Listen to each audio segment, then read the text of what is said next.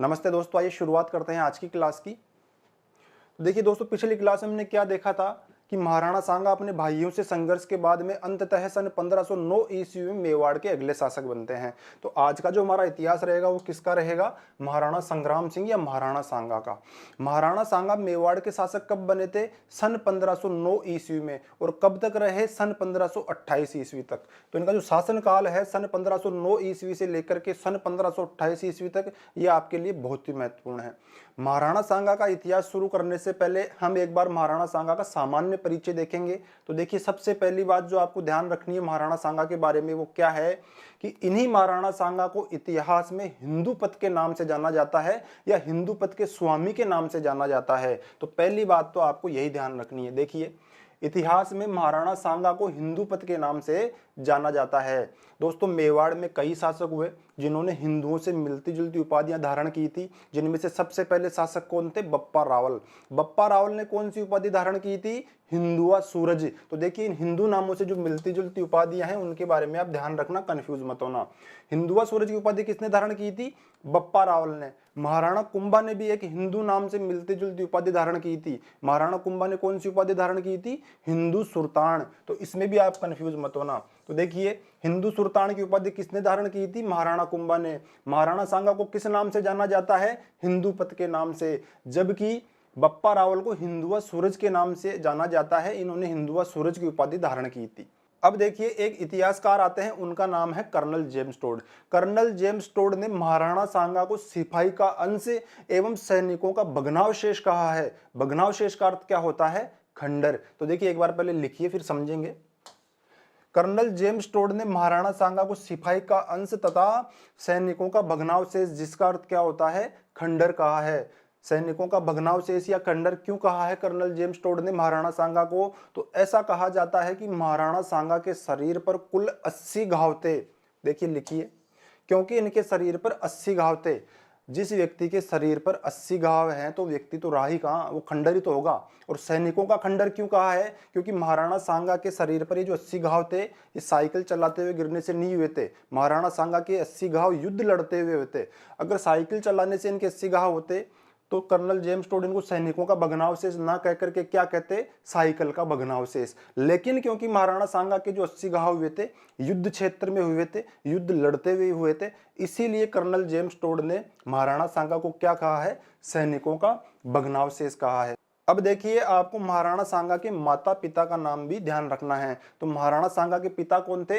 राणा रायमल। और महाराणा सांगा की माता कौन थी? श्रृंगार कंवर। श्रृंगार कंवर कौन थी? राव जोधा की पुत्री, जोधपुर के शासक राव जोधा की पुत्री, जिनका विवाह आंवल बांवल की संधि के अंतर्गत राणा रायमल के साथ हुआ था। तो देखिए, माता पिता कौन थे राणा सांगा के?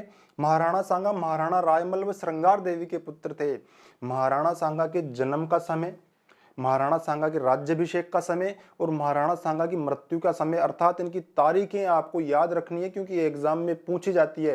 तो सबसे पहली बात हम करेंगे, महाराणा सांगा का जन्म कब हुआ था? तो महाराणा सांगा का जन्म हुआ था 12 अप्रैल सन 1482। और कहां पर हुआ था? कुंभलगढ़ दुर्ग में। तो देखिए, 12 अप्रैल जन्म कब हुआ था? 12 अप्रैल सन 1482। और कहां पर हुआ था? कुंभलगढ़ दुर्ग में। महाराणा सांगा का राज्याभिषेक कब हुआ था? सन 1509 ईस्वी में। लेकिन किस तारीख को हुआ था? 15 मई सन 1509 ईस्वी में। कहां पर हुआ था? चित्तौड़गढ़ दुर्ग में। तो आपको यह भी ध्यान रखना है। देखिए, राज्याभिषेक 15 मई सन 1509 ईस्वी कहां पर हुआ था? चित्तौड़गढ़ दुर्ग में। महाराणा सांगा की मृत्यु का समय भी आपसे पूछा जाता है। तो महाराणा सांगा की मृत्यु कब हुई थी? महाराणा सांगा की मृत्यु हुई थी 30 जनवरी सन 1528। और कहां पर हुई थी? कालपी में। कालपी कहां पर है? वर्तमान मध्य प्रदेश में। तो लिखिए, मृत्यु कब हुई थी महाराणा सांगा की? 30 जनवरी सन 1528, कालपी मध्य प्रदेश में।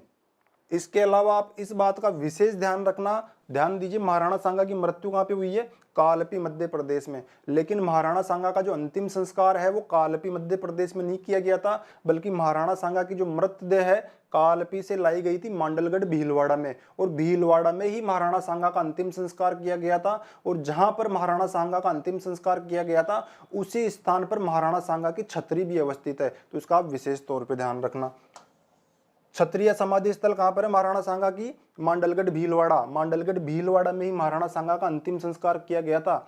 अब देखिए, बहुत से स्टूडेंट कंफ्यूज होते हैं, उनको क्या लगता है कि महाराणा सांगा का जो समाधि स्थल है वो कहाँ पर है, वर्तमान दौसा जिले के बसवा स्थान पर।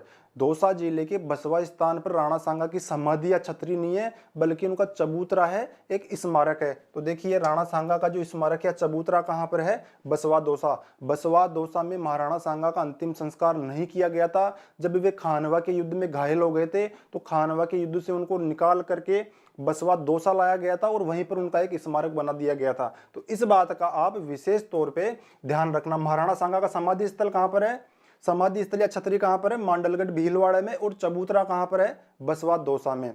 ठीक है, इसके अलावा आपको क्या ध्यान रखना है, महाराणा सांगा के घोड़े का नाम भी आपको ध्यान रखना है। तो महाराणा सांगा के घोड़े का नाम क्या था, महाराणा सांगा के घोड़े का नाम था जंगहत, ना कि जंगहस्त। जंगहत नाम था महाराणा सांगा के घोड़े का। इसके अलावा आपको क्या ध्यान रखना है, तो देखिए महाराणा सांगा की 3 रानियों का नाम आपको ध्यान रखना है और उनसे उत्पन्न हुए 4 पुत्रों का नाम भी आपको ध्यान रखना है। तो देखिए महाराणा सांगा के जो सबसे बड़े पुत्र थे उनका नाम था भोजराज। भोजराज मीराबाई के पति भी थे। मीराबाई कौन थी, राणा सांगा की बहू थी। तो देखिए राणा सांगा के जो सबसे बड़े पुत्र थे उनका नाम क्या था, भोजराज। भोजराज की माता कौन थी, तो भोजराज की माता का नाम था रायमल सोलंकी की पुत्री कुंवरबाई। तो देखिए लिखिए, भोजराज की माता रायमल सोलंकी की पुत्री कुंवरबाई थी। इसके अलावा जो राणा सांगा के दूसरे पुत्र थे भोजराज से छोटे, उनका नाम था रतन सिंह। रतन सिंह की माता का नाम क्या था, रतन सिंह की माता का नाम था, जोधपुर की रहने वाली थी, राव जोधा के एक पुत्र थे बागा सुजावत। बागा सुजावत की पुत्री थी धनबाई। तो देखिए लिखिए, रतन सिंह की माता का नाम जोधपुर के राव जोधा के पुत्र बागा सोजावत की पुत्री धनबाई था। बहुत से स्टूडेंट्स ने भोजराज की माता का नाम धनबाई पढ़ा होगा, लेकिन आपने गलत पढ़ा है। जो भोजराज की माता थी उनका नाम क्या था, कुंवरबाई था। अब देखिए इसके अलावा राणा सांगा की एक रानी और थी, बूंदी के एक सामंत थे, उनका नाम था नरबद। नरबद की जो पुत्री थी उनका नाम था हाडी रानी कर्मावती। हाडी रानी कर्मावती भी महाराणा सांगा की रानी थी और उनसे इनके 2 पुत्र थे। उन पुत्रों का नाम क्या क्या है, विक्रमादित्य एवं उदय सिंह। तो देखिए लिखिए, बूंदी के नरबद की पुत्री हाडी रानी कर्मावती के पुत्र कौन कौन थे, बड़े पुत्र का नाम था विक्रमादित्य और छोटे पुत्र का नाम था उदय सिंह। उदय सिंह कौन है, महाराणा प्रताप के पिता। ये वही उदय सिंह है जो महाराणा प्रताप के पिता होंगे। अब देखिए आपको एक बात का और ध्यान रखना है कि भक्त शिरोमणि मीराबाई कौन थी, राणा सांगा की बहू थी और इस भोजराज की पत्नी थी। तो आप इसका भी ध्यान रखना। देखिए मीराबाई राणा सांगा के बड़े पुत्र भोजराज की पत्नी थी, तो क्या हुआ, राणा सांगा की क्या लगी है, बहू लगी। तो चलिए दोस्तों एक बार आप इसका स्क्रीनशॉट लीजिए, फिर हम आगे इतिहास को शुरू करते हैं। चलिए दोस्तों अब देखिए महाराणा सांगा के बारे में ऐसा कहा जाता है कि अपने संपूर्ण जीवन काल में, शासन काल में नहीं, अपने संपूर्ण जीवन काल में युद्धों में उलझे रहे और इनको और कुछ विकास कार्य करने का अवसर ही नहीं मिला। तो हमें जो महाराणा सांगा का इतिहास पढ़ना है उसमें इनके द्वारा लड़े गए युद्धों के बारे में ही पढ़ना है। तो देखिए इनके सैनिक अभियान जो थे इनके बारे में पढ़ते हैं। महाराणा सांगा के सैनिक अभियान। महाराणा सांगा का जो पहला सैनिक अभियान था वो था गुजरात के विरुद्ध, गुजरात विजय। तो देखिए लिखिए, महाराणा सांगा की गुजरात विजय। गुजरात के किस शासक को हराया था महाराणा सांगा ने, गुजरात के मुजफ्फर शाह को हराया था। तो देखिए लिखिए, गुजरात के सुल्तान मुजफ्फर शाह को हराया था। लेकिन ध्यान देना महाराणा सांगा से संबंधित इस प्रकार के क्वेश्चन भी पूछे गए हैं कि महाराणा सांगा का जब 15 मई सन 1509 ईस्वी को राज्याभिषेक हुआ था उस समय गुजरात का सुल्तान कौन था। तो महाराणा सांगा के राज्याभिषेक के समय गुजरात का सुल्तान कौन था, महमूद शाह बेगड़ा। महमूद शाह बेगड़ा। सांगा के राज्याभिषेक के समय शासक कौन था, महमूद शाह बेगड़ा। जबकि महाराणा सांगा ने हराया किसको था, गुजरात सुल्तान मुजफ्फर शाह को। अब देखिए जो महाराणा सांगा का अगला सैनिक अभियान है वो किसके विरुद्ध है, मालवा अभियान। तो देखिए लिखिए, महाराणा सांगा का मालवा अभियान या मालवा विजय। मालवा के किस शासक को हराया था महाराणा सांगा ने, महमूद खिलजी द्वितीय। ध्यान रखना, महमूद खिलजी द्वितीय, ना कि प्रथम। मालवा के शासक महमूद खिलजी द्वितीय को हराया था। लेकिन जब महाराणा सांगा का राज्याभिषेक हुआ था उस समय मालवा का शासक कौन था, नसरुद्दीन खिलजी या नशीर शाह है। तो इसका भी आप ध्यान रखना। देखिए महाराणा सांगा के राज्याभिषेक के समय शासक कौन था मालवा का, नसरुद्दीन खिलजी या नशीर शाह है। महाराणा सांगा का जो अगला सैनिक अभियान है वो बहुत ही महत्वपूर्ण है। क्यों? क्योंकि ऐसा कहा जाता है कि महाराणा सांगा ने दिल्ली के सुल्तान इब्राहिम लोदी को 2 युद्धों में हराया था।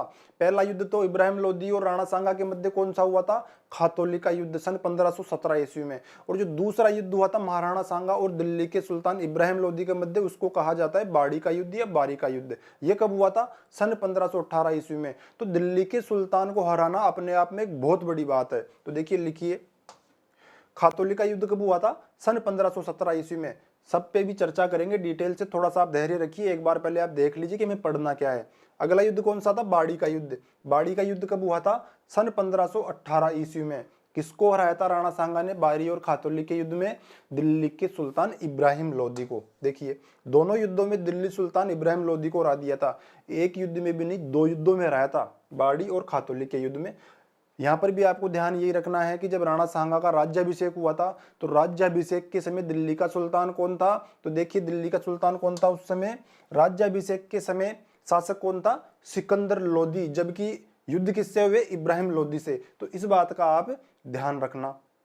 इसके अलावा आपको जो महत्वपूर्ण सैनिक अभियान ध्यान रखना है वो कौन सा है? सन 1519 ईस्वी का गागरोन का युद्ध। देखिए, सन 1519 ईस्वी का कौन सा युद्ध? गागरोन का युद्ध। गागरोन का युद्ध क्यों होता है और किस किस के मध्य होता है? तो देखिए, जो गागरोन का युद्ध है इसमें मालवा की संयुक्त सेना और गुजरात की संयुक्त सेना किस पर आक्रमण करती है? महाराणा सांगा पर। और महाराणा सांगा मालवा और गुजरात की संयुक्त सेनाओं को इस गागरोन के युद्ध में हरा देते हैं। और ये जो युद्ध होता है बेसिकली एक मेदिनी राय नाम के व्यक्ति की वजह से होता है। आगे चल करके विस्तार से इस पर बात करेंगे। तो देखिए, मेदिनी राय के कारण मालवा एवं गुजरात से महाराणा सांगा इस युद्ध में क्या करते हैं? 1519 ईस्वी के गागरोन के युद्ध में मालवा का सुल्तान कौन होता है? महमूद खिलजी द्वितीय। जबकि जो गुजरात का सुल्तान होता है वो कौन होता है? मुजफ्फर शाह। इन दोनों की संयुक्त सेनाओं को हरा देते हैं सन 1519 ईस्वी के गागरोन के युद्ध में। देखिए, मालवा सुल्तान महमूद खिलजी द्वितीय एवं गुजरात सुल्तान मुजफ्फर शाह की संयुक्त सेनाओं को हराया। किस युद्ध में? गागरोन के युद्ध में। कब? सन 1519 ईस्वी में। अब देखिए, जो महाराणा सांगा का सबसे महत्वपूर्ण सैनिक अभियान था वो किसके विरुद्ध था? बाबर के विरुद्ध। महाराणा सांगा और बाबर के मध्य 2 युद्ध हुए थे। इनमें से पहला युद्ध को कहा जाता है बयाना का युद्ध और दूसरे युद्ध को कहा जाता है खानवा का युद्ध। बयाना का युद्ध कब हुआ था? 16 फरवरी सन 1527 ईस्वी को। जबकि खानवा का युद्ध कब हुआ था? 17 मार्च सन 1527 ईस्वी को। 1 महीने का अंतर है दोनों युद्धों में, लगभग। तो देखिए, पहला युद्ध कौन सा है? बयाना का युद्ध। कब हुआ था? 16 फरवरी सन 1527। और दूसरा युद्ध कौन सा है? खानवा का युद्ध, 17 मार्च सन 1527 ईस्वी।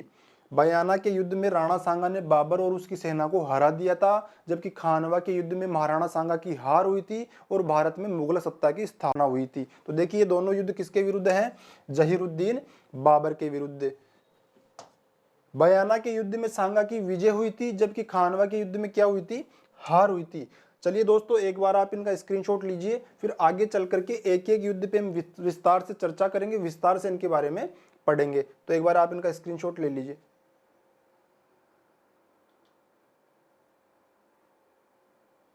चलिए दोस्तों, अब देखिए, महाराणा सांगा के जो सैनिक अभियान थे उनमें से इन 7 मुख्य युद्धों के बारे में हम पढ़ेंगे।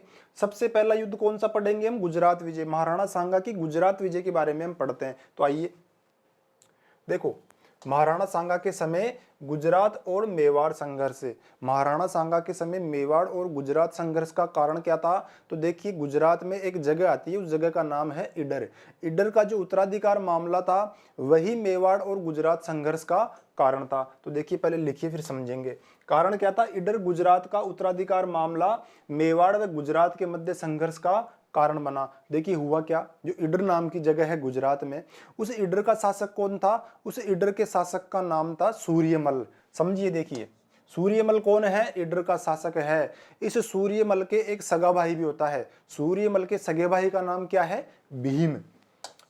इडर पर शासन किसका है? अभी सूर्यमल का है। देखिए, समय बीतता जाता है और समय बीतने पर क्या होता है? सूर्यमल की मृत्यु हो जाती है। सूर्यमल की मृत्यु होने के बाद में इडर का अगला शासक किसको बनना चाहिए? तो इडर का अगला शासक किसको बनना चाहिए? सूर्यमल के पुत्र को, जो कौन था? रायमल। सूर्यमल का पुत्र कौन हुआ? रायमल हुआ। लेकिन देखिए, होता क्या है? भीम कौन है? सूर्यमल का भाई है। जब सूर्यमल की मृत्यु होती है तो भीम क्या करता है? इस रायमल को इडर से भगा देता है और स्वयं इडर का शासक बन जाता है। तो देखिए, क्या हुआ? सूर्यमल के बाद में रायमल शासक ना बन करके कौन बना, भीम बना। अब फिर समय बीतता गया, समय बीतने पे क्या हुआ, इस भीम की भी मृत्यु हो गई जो सूर्यमल का भाई था। भीम की मृत्यु के बाद में इडर का अगला शासक कौन बना, भीम की मृत्यु के बाद में इडर का अगला शासक भीम का पुत्र भारमल बना। तो देखिए लिखिए, अब आप मुझे ये बताइए कि इडर का जो वास्तविक उत्तराधिकारी है वो आपके हिसाब से कौन होना चाहिए, सूर्यमल का पुत्र रायमल। यही कारण था कि गुजरात और मेवाड़ के मध्य संघर्ष हुआ। तो देखिए लिखिए, इडर का वास्तविक उत्तराधिकारी सूर्यमल का पुत्र रायमल था, परंतु सूर्यमल की मृत्यु के बाद उसके भाई भीम ने रायमल को राजा ना बना करके स्वयं इडर का शासक बन गया। बिल्कुल ये कि यही बात समझी हमने कि जब सूर्यमल की मृत्यु हुई तो इडर का अगला शासक कौन बना, सूर्यमल का जो भाई था भीम, ना कि रायमल। अब देखिए क्या हुआ, भीम की मृत्यु के बाद इडर का अगला शासक भीम का पुत्र भारमल बना। ये बात भी हमने यहाँ पे समझ ली। आपको एक बात का और ध्यान रखना है कि जब राणा सांगा सन 1509 ईस्वी में मेवाड़ के शासक बने थे तो राणा सांगा के शासक बनते समय इडर का शासक कौन था, ये भारमल ही था। और ऐसा भी कहा जाता है, डॉक्टर गौरीशंकर हीराचंद्र ओझा की पुस्तक में ऐसा कहा गया है कि जब ये रायमल महाराणा सांगा मेवाड़ के शासक बने थे तब मेवाड़ आया और राणा सांगा ने रायमल के साथ अपनी पुत्री का विवाह निश्चित किया था। तो चलिए दोस्तों, महाराणा सांगा के राजा बनने से पहले इडर पर भारमल का शासन था। रायमल अब कहाँ है, राणा सांगा की शरण में है और सन 1514 ईस्वी में राणा सांगा रायमल को लेकर के जाते हैं इडर और इस भारमल को इडर की राजगद्दी से उतार देते हैं और रायमल को इडर का शासक बना देते हैं। तो देखिए लिखिए, राणा सांगा ने शासक बनने के बाद में सन 1514 ईस्वी में इडर की राजगद्दी पर से भारमल को हटाकर उसके चचेरे भाई रायमल को बैठा दिया। रायमल ही इडर का वास्तविक उत्तराधिकारी था। देखो यहाँ पे बार बार रायमल रायमल की बात हो रही है। महाराणा सांगा के पिता का नाम क्या था, महाराणा सांगा के पिता का नाम भी रायमल था। तो इसीलिए आप ये रायमल रायमल देख करके बार बार आप कंफ्यूज मत हो जाना, इस चीज का ध्यान रखना। अब देखिए क्या हुआ, सन 1514 ईस्वी में महाराणा सांगा ने इडर की राजगद्दी पर किसको बैठाया, रायमल को बैठा दिया। अब भारमल क्या करता है, इडर की राजगद्दी को पुनः प्राप्त करने के लिए, कौन सा भारमल, ये वाला भारमल, भारमल इडर की राजगद्दी को पुनः प्राप्त करने के लिए रायमल को हराने के लिए किसकी सहायता लेने जाता है, गुजरात के सुल्तान मुजफ्फर शाह की। और मुजफ्फर शाह क्या करता है, अपने एक सेनाधिकारी अहमदनगर के जागीरदार निजाम उल मुल्क को भारमल की सहायता करने के लिए कहां भेजता है, इडर भेजता है। तो देखिए लिखिए, भारमल ने इडर की राजगद्दी पुनः प्राप्त करने हेतु गुजरात सुल्तान मुजफ्फर से सहायता मांगी और गुजरात सुल्तान मुजफ्फर ने क्या किया, अहमदनगर के जागीरदार निजाम उल मुल्क को भारमल की सहायता करने के लिए कहां भेजा, इडर भेजा। तो देखिए लिखिए, गुजरात सुल्तान मुजफ्फर ने अहमदनगर गुजरात के जागीरदार कौन, निजाम उल मुल्क को भारमल के साथ भेजकर रायमल को हरा दिया और पुनः इडर की राजगद्दी पर किसको बैठा दिया, भारमल को बैठा दिया। देखिए, इडर की राजगद्दी पर पुनः भारमल को बैठा दिया। इससे क्या हुआ कि जो गुजरात और मेवाड़ का संघर्ष था वह बहुत बढ़ गया। अब देखिए, इसके बाद में ऐसा कहा जाता है कि जब भारमल ने निजाम उल मुल्क की सहायता से इडर पर अधिकार किया था, उसके कुछ समय बाद में ही रायमल ने क्या किया, इस निजाम उल मुल्क और भारमल को फिर से हरा दिया और फिर से इडर की राजगद्दी पर अधिकार कर लिया। तो देखिए, परंतु कुछ समय बाद में रायमल ने पुनः इडर पर अधिकार कर लिया। ये संघर्ष भी यहीं समाप्त नहीं हुआ है, संघर्ष भी थोड़ा लंबा है। अभी तो निजाम उल मुल्क आया है, जहीर उल मुल्क भी आएगा और मुबारिज उल मुल्क भी आएगा। तो इनके बारे में हम अगली स्लाइड में पढ़ेंगे। यहाँ पर थोड़ी स्पेस की कमी है, इसलिए एक बार पहले आप इसका स्क्रीनशॉट लीजिए, फिर हम आगे चलेंगे।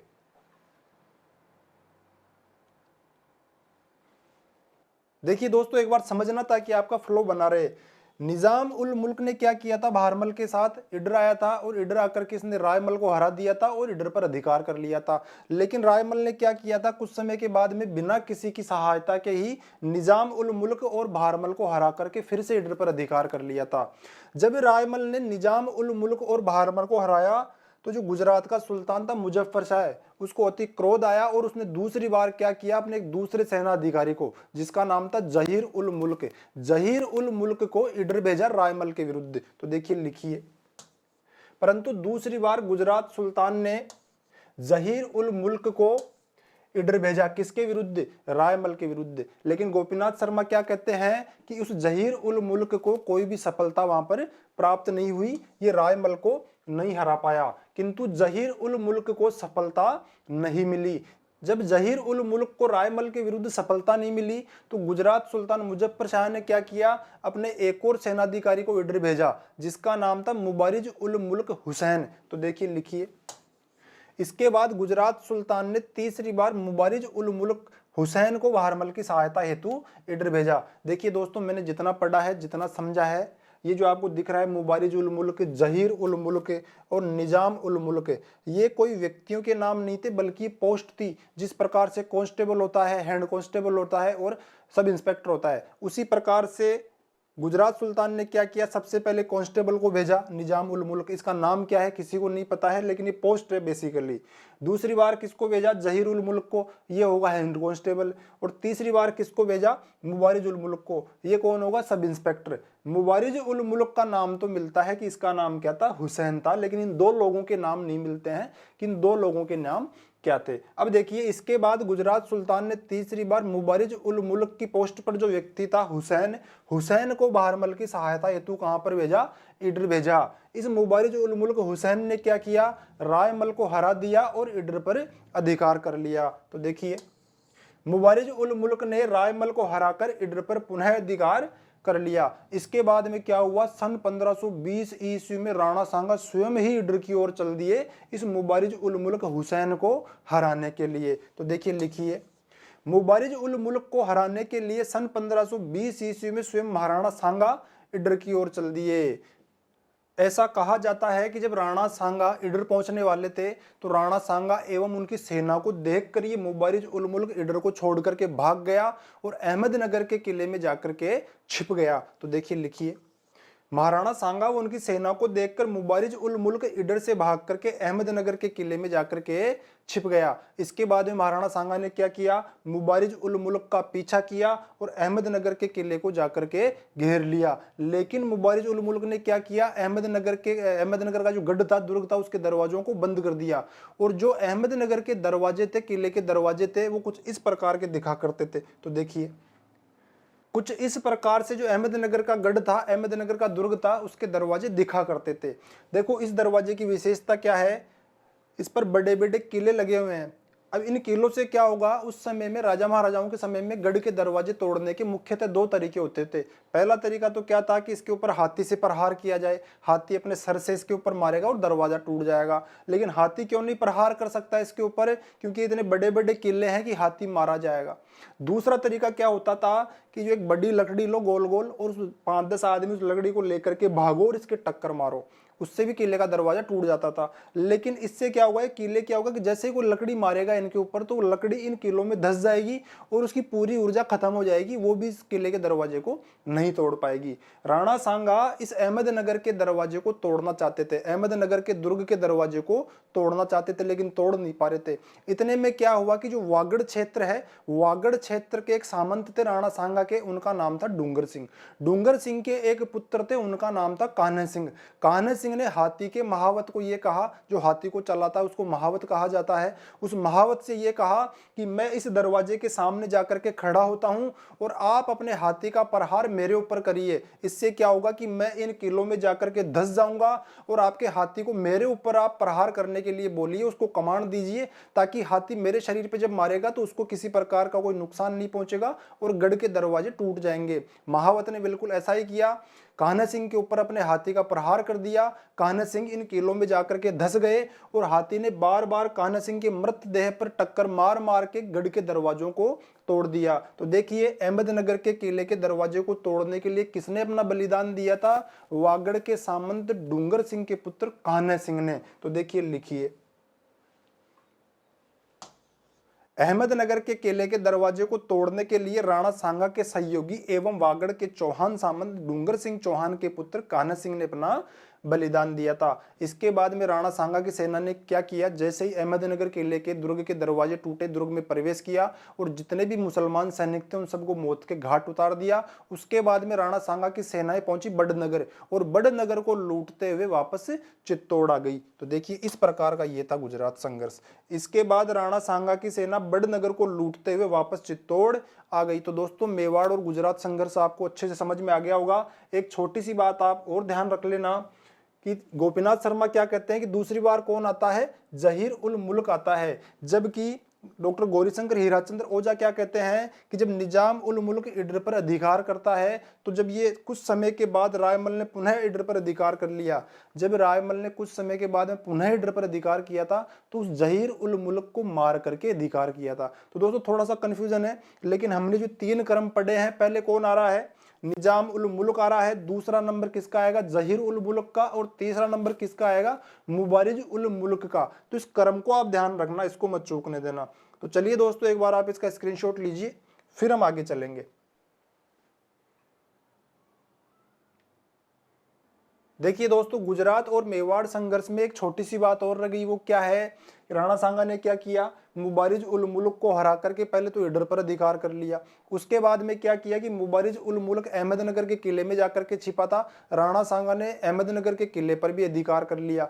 इससे क्या हुआ कि जो गुजरात का सुल्तान था मुजफ्फर शाह, मुजफ्फर शाह की काफी बेइज्जती हुई, और मुजफ्फर शाह ने क्या किया, इसका बदला लेने के लिए चित्तौड़ पर आक्रमण करने की योजना बनाई। तो देखिए लिखिए, भारमल से इडर छीन लेना एवं उसके बाद अहमदनगर पर आक्रमण कर देने के बाद गुजरात सुल्तान ने चित्तौड़ पर आक्रमण करने की योजना बनाई। जब गुजरात सुल्तान मुजफ्फर शाह चित्तौड़ पर आक्रमण करने की योजना बना रहा था, तो वर्तमान गुजरात में एक जगह आती है सौराष्ट्र, सौराष्ट्र को उस समय सोरठ कहा जाता था। सोरठ का जो उस समय हाकिम था या जागीरदार था, उसका नाम क्या था, मलिक अयाज। मलिक अयाज भी गुजरात की सेना से आकर के मिल गया। तो देखिए लिखिए, जब गुजरात सुल्तान मुजफ्फर शाह मेवाड़ पर आक्रमण करने की योजना बना रहा था, तब क्या हुआ, सोरठ या सौराष्ट्र का जो हाकिम था मलिक अयाज, मलिक अयाज भी गुजरात सुल्तान मुजफ्फर शाह के पास आया और मुजफ्फर शाह से यह कहा कि मुझे भी आपके साथ मेवाड़ चलना है और मेवाड़ पर आक्रमण करना है।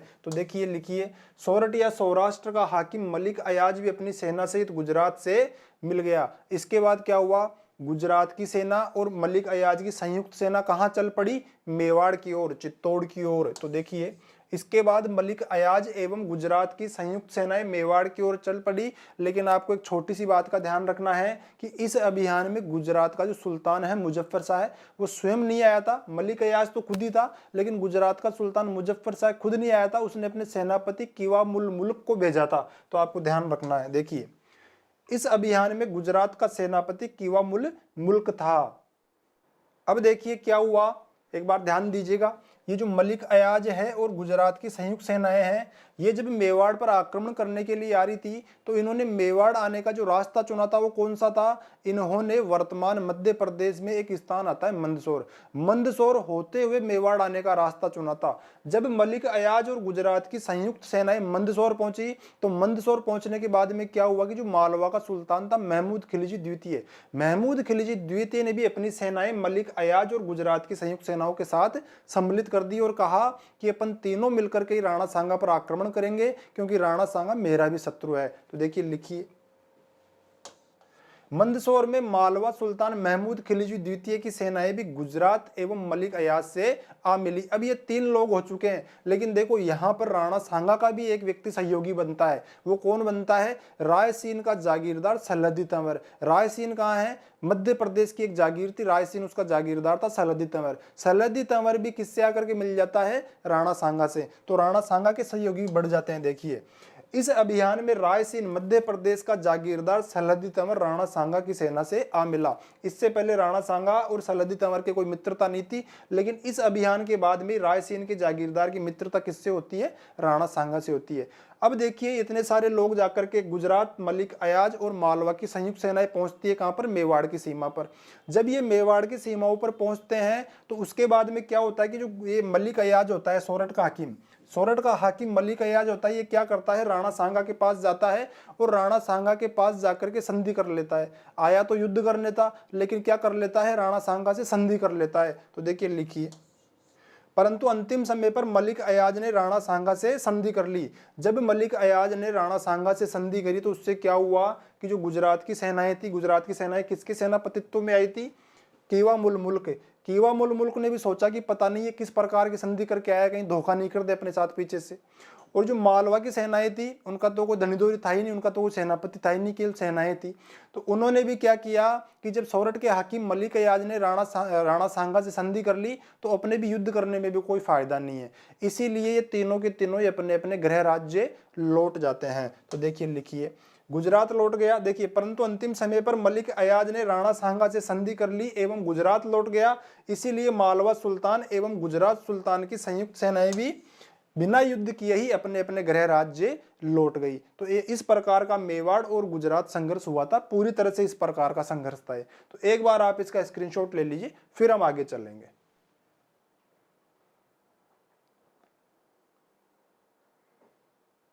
चलिए दोस्तों, अब बात करते हैं राणा सांगा के अगले सैनिक अभियान के बारे में। राणा सांगा का जो अगला सैनिक अभियान है वो किसके विरुद्ध रहेगा? दिल्ली के सुल्तान इब्राहिम लोदी के विरुद्ध। तो देखिए, बड़ा ही महत्वपूर्ण है, आपको ध्यान रखना है। राणा सांगा और दिल्ली के सुल्तान इब्राहिम लोदी के मध्य 2 बार युद्ध हुआ था। पहले युद्ध को कहा जाता है खातोली का युद्ध और दूसरे युद्ध को कहा जाता है बाड़ी का युद्ध। अभी विस्तार से पढ़ेंगे इनके बारे में। देखिए, दिल्ली के सुल्तान इब्राहिम लोदी एवं महाराणा सांगा के मध्य कितने युद्ध हुए थे?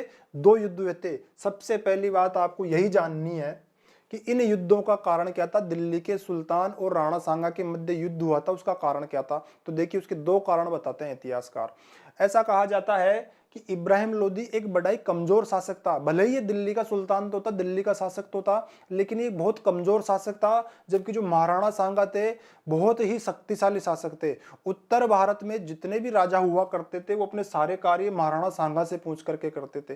तो एक बात तो क्या है कि महाराणा सांगा एक बड़े ही प्रतिष्ठित व्यक्ति थे, उत्तर भारत के राजाओं का केंद्र थे, उत्तर भारत की शक्ति का केंद्र थे। और दूसरा कारण क्या था? क्योंकि दिल्ली का सुल्तान इब्राहिम लोदी एक कमजोर शासक था, तो दिल्ली सल्तनत के अंतर्गत जो भी कुछ क्षेत्र मेवाड़ के आसपास आया करते थे उस समय दिल्ली सल्तनत के अंतर्गत, उन पर क्या किया था? राणा सांगा ने अपना अधिकार कर लिया था। राणा सांगा ने अपना साम्राज्य विस्तार आगरा तक कर लिया था। आगरा में एक स्थान आता है पीलिया खाल, पीलिया खाल तक राणा सांगा ने अपना साम्राज्य विस्तार कर लिया था। तो यही कारण थे इन युद्धों के। तो देखिए लिखिए, पहला कारण तो क्या था? इन युद्धों का कारण उत्तर भारत में महाराणा सांगा की बढ़ती हुई प्रतिष्ठा थी। ऐसा कहा जाता है कि जितने भी उत्तर भारतीय राजा थे, हिंदी भाषी राजा थे, वे कुछ भी कार्य करने से पहले राणा सांगा की अनुमति लेते थे। तो ये दिल्ली का सुल्तान इब्राहिम लोदी कैसे बर्दाश्त करता? दूसरा कारण क्या था कि जो मेवाड़ राज्य है, मेवाड़ राज्य की सीमाओं से कुछ ऐसे गांव लगते थे जो कि सीधा दिल्ली के सुल्तान इब्राहिम लोदी के कंट्रोल में थे।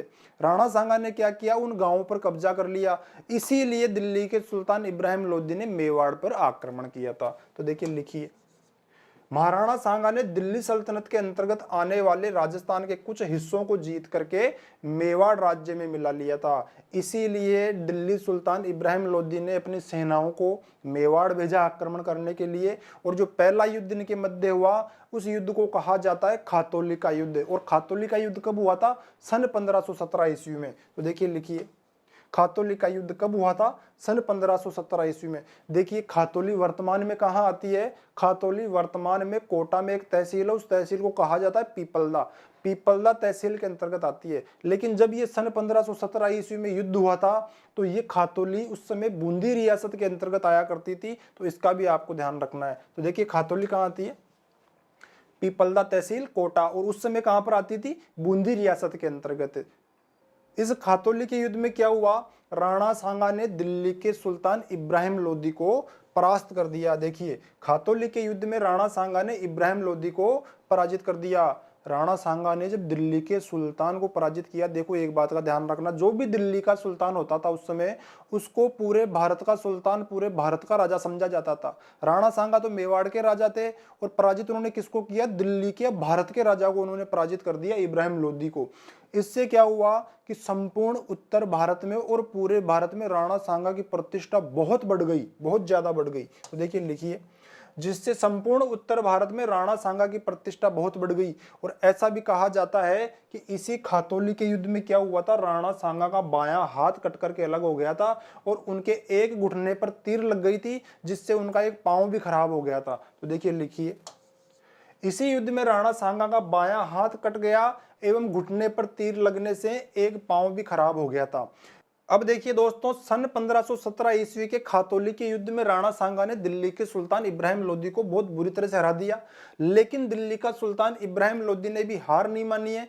एक साल बाद में 1517 के एक साल बाद में अर्थात 1518 में दिल्ली के सुल्तान इब्राहिम लोदी ने महाराणा सांगा पर पुनः आक्रमण किया। और ये जो आक्रमण होता है कहां पर होता है? बाड़ी पर। बाड़ी कहां पर है? वर्तमान राजस्थान के धौलपुर जिले में। इस युद्ध को जाना जाता है बाड़ी का युद्ध या बारी का युद्ध। देखो, बारी या बाड़ी का युद्ध कब हुआ था? सन 1518 ईस्वी में। ये बाड़ी कहां पर पड़ता है? राजस्थान के धौलपुर जिले में। देखो, इब्राहिम लोदी ने क्या किया, क्योंकि ये खातौली के युद्ध में हार गया था। इब्राहिम लोदी ने जितने भी इसके पास अच्छे सेनाधिकारी थे, उन सभी अच्छे सेनाधिकारियों को राणा सांगा के विरुद्ध भेजा था बारी या बाड़ी के युद्ध में। तो आपको इस बाड़ी के युद्ध में जो इब्राहिम लोदी के सेनाधिकारी थे, उनका नाम आपको ध्यान रखना है। तो देखो, बाड़ी के युद्ध में इब्राहिम लोदी का जो सेनापति था वो कौन था? मियां माखन। तो मियां माखन का नाम ध्यान रखना है एक तो आपको। बारी के युद्ध में इब्राहिम लोदी ने अपने सेनापति मियां माखन के साथ किसको भेजा था? तो देखिए, पहला नाम तो क्या है? मियां हुसैन जरबख्श। दूसरा नाम क्या है? मियां खान खाना फरमुली। और तीसरा नाम क्या है? मियां मारूफ। ये नाम आपको ध्यान रखने हैं। देखिए, बारी के युद्ध में इब्राहिम लोदी ने अपने सेनापति मियां माखन के साथ मियां हुसैन जरबख्श, मियां खान खाना फरमुली एवं मियां मारूफ को महाराणा सांगा को हराने के लिए भेजा था। लेकिन महाराणा सांगा ने क्या किया? इन सबको हरा दिया। और बाड़ी के युद्ध में भी कौन जीते? बाड़ी के युद्ध में भी महाराणा सांगा ही विजय रहे। तो देखिए, लिखिए, इस युद्ध में भी राणा सांगा ही विजय रहे। देखिए दोस्तों, महाराणा सांगा के बारे में यह कहा जाता है कि महाराणा सांगा एक बड़े शक्तिशाली शासक थे। महाराणा सांगा के समय का जो मेवाड़ था, महाराणा सांगा का जो साम्राज्य था, वर्तमान आगरा तक फैला हुआ था। आगरा में एक स्थान आता है, उस स्थान को कहा जाता है पीलिया खाल। पीलिया खाल तक महाराणा सांगा का साम्राज्य का विस्तार था। अगर आप जयपुर की तरफ बात करें तो जयपुर के काणोता बस्सी तक महाराणा सांगा का साम्राज्य था। मालवा तो इन्होंने जीत करके दे दिया था, गुजरात को भी इन्होंने जीत लिया था। तो उत्तर भारत के सम्राट तो कौन थे? महाराणा सांगा ही थे। महाराणा सांगा इतने शक्तिशाली थे कि चाहते तो वे दिल्ली पर भी राज कर सकते थे, दिल्ली पर भी बैठ सकते थे। लेकिन देखो, 1517 और 1518 में महाराणा सांगा ने दिल्ली के सुल्तान इब्राहिम लोदी को हरा दिया, लेकिन इसको छेड़ा नहीं। इब्राहिम लोदी ने भी क्या किया? 1518 के बाद में 1526 तक शासन करता है इब्राहिम लोदी। इन 8 सालों में इब्राहिम लोदी ने भी महाराणा सांगा को कुछ नहीं कहा कि आप अपने राज्य करो, मेरे को आप माफ करो। 1526 में दिल्ली के सुल्तान इब्राहिम लोदी को बाबर हराता है और फिर बाबर और महाराणा सांगा के मध्य संघर्ष होता है। तो देखिए, 1518 ईस्वी में दिल्ली के सुल्तान इब्राहिम लोदी को राणा सांगा ने हरा दिया था। और अब 8 साल बाद में जाकर के बाबर आएगा सन 1526 ईस्वी में। और 1527 में महाराणा सांगा और बाबर के मध्य 2 युद्ध होंगे। तो चलिए दोस्तों, एक बार आप स्क्रीनशॉट लीजिए और फिर हम आगे चलेंगे। चलिए दोस्तों, अब बात करते हैं महाराणा सांगा के अगले सैनिक अभियान के बारे में। महाराणा सांगा का यह सैनिक अभियान किसके विरुद्ध होगा? मालवा अर्थात मांडू के सुल्तान महमूद खिलजी द्वितीय के विरुद्ध। तो देखिए, लिखिए, महाराणा सांगा के समय मांडू अर्थात मालवा मेवाड़ संघर्ष, और इस संघर्ष के कारण मेवाड़ और मालवा के मध्य कौन सा युद्ध होगा? 1519 ईस्वी का गागरोन का युद्ध। कौन सा युद्ध? गागरोन का युद्ध। कब हुआ था? सन 1519 ईस्वी में। देखो, मेवाड़ और मालवा संघर्ष का कारण क्या था? महाराणा सांगा के समय, महाराणा सांगा के समय मेवाड़ और मालवा संघर्ष का कारण क्या था? एक मेदिनी राय नाम का व्यक्ति। मेदिनी राय कौन था? तो देखो, मेदिनी राय मांडू या मालवा का जो सुल्तान था महमूद खिलजी द्वितीय, महमूद खिलजी द्वितीय का प्रधानमंत्री था। महमूद खिलजी द्वितीय क्या था? बहुत कमजोर शासक था। और इसका प्रधानमंत्री कौन था? मेदिनी राय। मेदिनी राय जैसे महमूद खिलजी द्वितीय को बोलता, वैसे ही महमूद खिलजी द्वितीय कार्य करता था। इस कारण क्या था कि जो मालवा के अमीर थे, अमीर क्या होते हैं? जैसे हिंदू राजाओं में सामंत होते हैं राजा के, वैसे मुस्लिम राजाओं में क्या होते हैं? अमीर होते हैं। मालवा के अमीर मेदिनी राय से अप्रसन्न थे और वे मेदिनी राय को मालवा से निष्कासित करवाना चाह रहे थे। लेकिन महमूद खिलजी द्वितीय तो पूर्णतः मेदिनी राय के हाथ में था।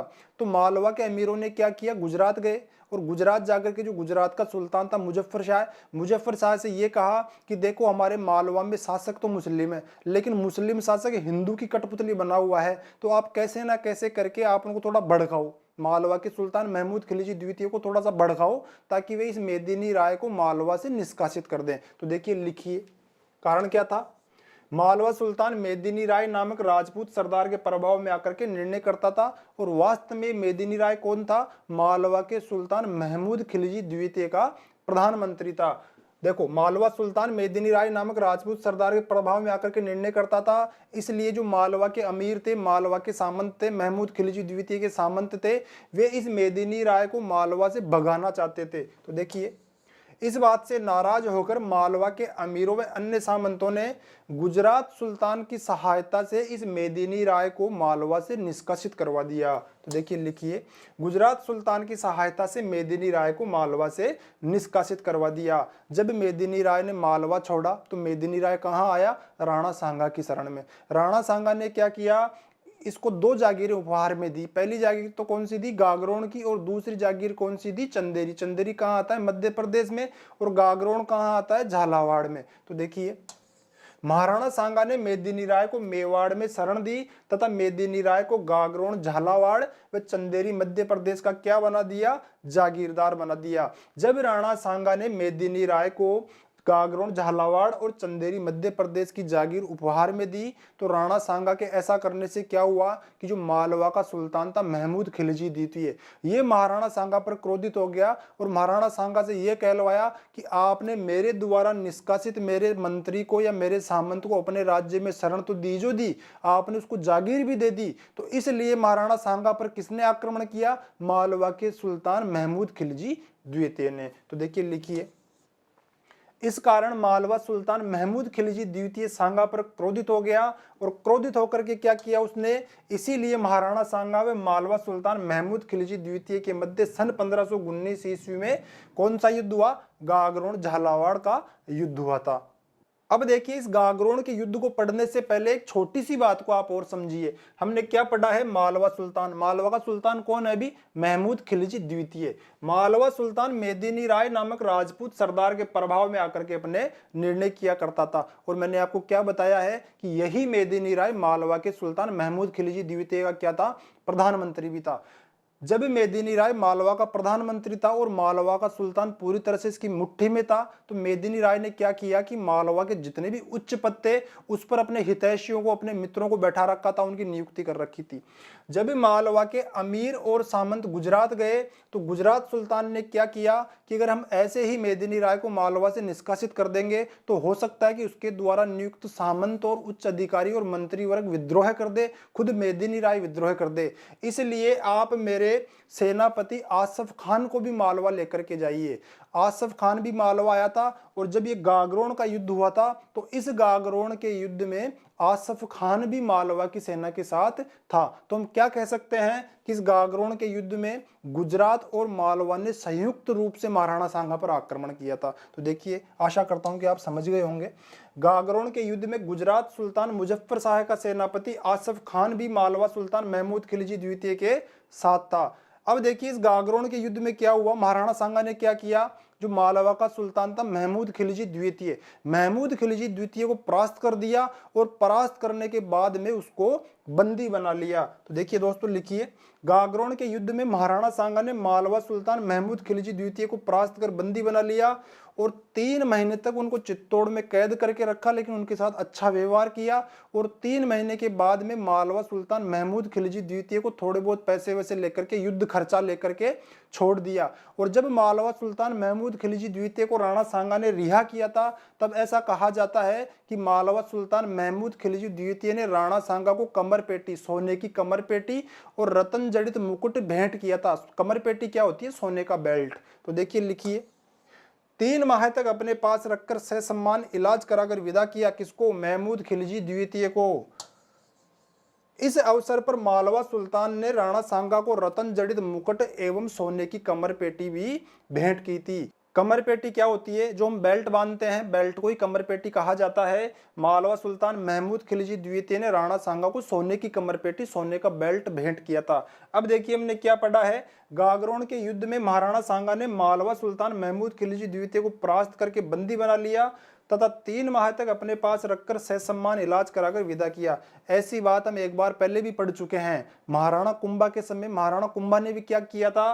देखो, राणा सांगा ने तो महमूद खिलजी द्वितीय को बंदी बनाया था और फिर उसका इलाज करा करके 3 माह तक अपने पास रख करके छोड़ दिया था। जबकि महाराणा कुंभा ने क्या किया था, सन 1437 ईस्वी के सारंगपुर के युद्ध में मालवा के ही सुल्तान महमूद खिलजी प्रथम को बंदी बनाया था। ये कौन है, ये महमूद खिलजी द्वितीय है, और वो कौन था, महाराणा कुंभा के समय महमूद खिलजी प्रथम था।